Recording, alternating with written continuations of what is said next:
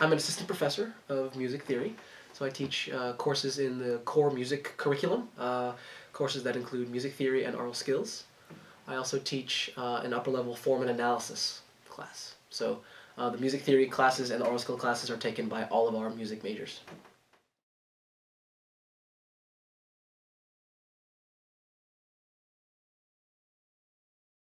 I've been playing the piano since I was probably in second grade, so probably when I was 6 or 7. Had piano lessons all throughout high school. I was in mixed chorus when I was in high school. And then when I went to college, I was originally a biology pre-med major with a minor in music, and then I eventually switched to a major in music with a minor in biology. And then I dropped the biology stuff the biology and the pre-med stuff all together and concentrated fully on music. And then I got my master's in music theory from Northwestern, and then a Ph.D. in music theory from Florida State.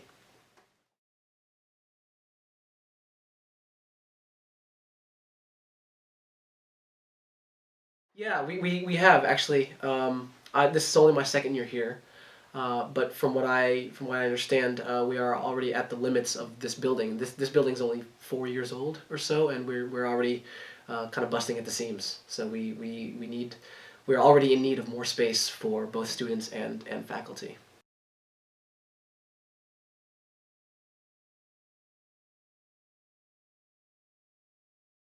I don't know the numbers offhand. I know we have about 150 music majors right now. Um, so that would probably translate into probably an average class of maybe 30 to 40 graduate every year.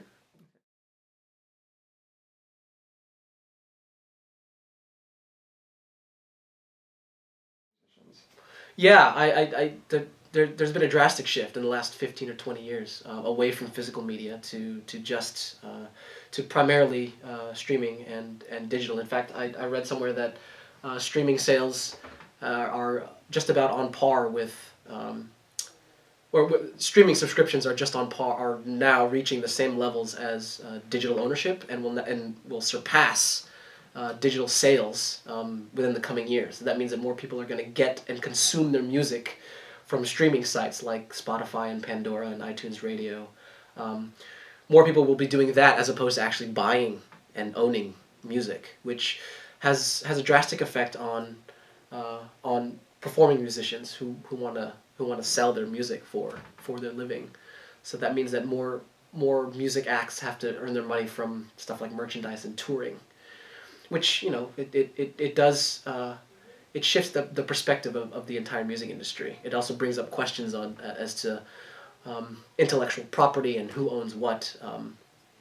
With that whole U2 hubbub when they released their album, uh, pretty much just giving it to everybody who had an iTunes account. That they did that for a reason. They did that to cast a light on the fact that the current model is broken because most of the profits are going to the record companies and they're not going to the artists themselves.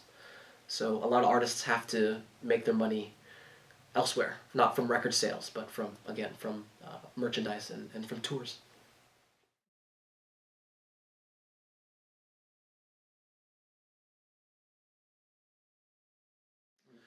I Most of the music that I listen to, I own.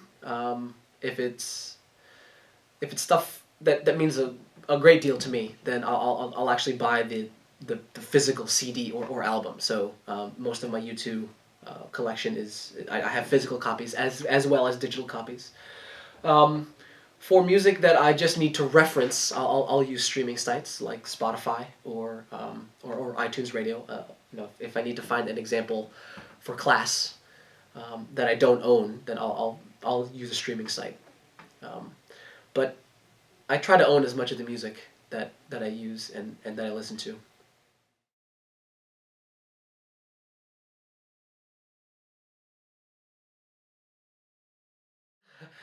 I like it as a consumer, I do, but it does kind of turn music into a commodity, music into like a consumable. I read an article from the Wall Street Journal that likened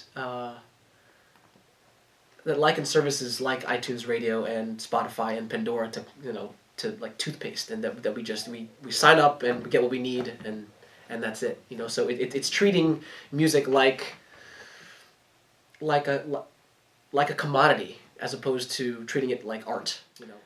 I do think the model needs to be adjusted because the money goes straight to the top, and so Spotify makes a lot of money, and the record companies make a lot of money from the streaming, but the artists themselves from these streaming services don't get a lot.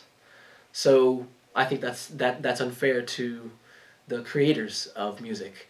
We as consumers like it because it makes finding all kinds of music very easy and very cheap. I mean, for $10 a month, I can play any song on Spotify. That's great. And I can play it anywhere, on my phone, at home, in the car, which is wonderful, but it's not exactly fair to the artists who spent, a lot of their lives crafting these songs, crafting these pieces of music, because they don't get compensated for it from the streaming sites. So I think the model needs to be adjusted, for sure.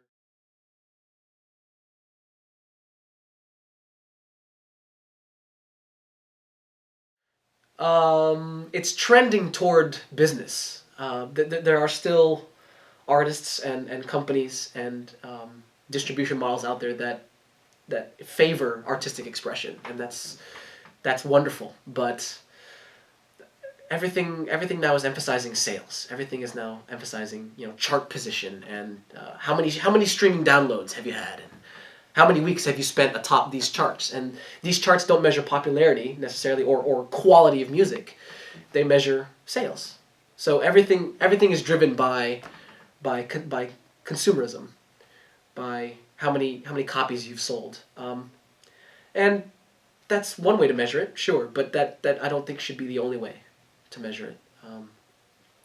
So it's trending toward business, and it's shifting quickly to pretty much a business-only model, so that unless you're an established artist, it's really hard to break through, U2 can afford to give away their album because they've been around for 40 years.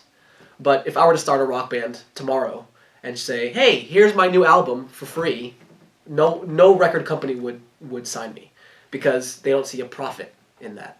And I don't necessarily think that that's the best model. But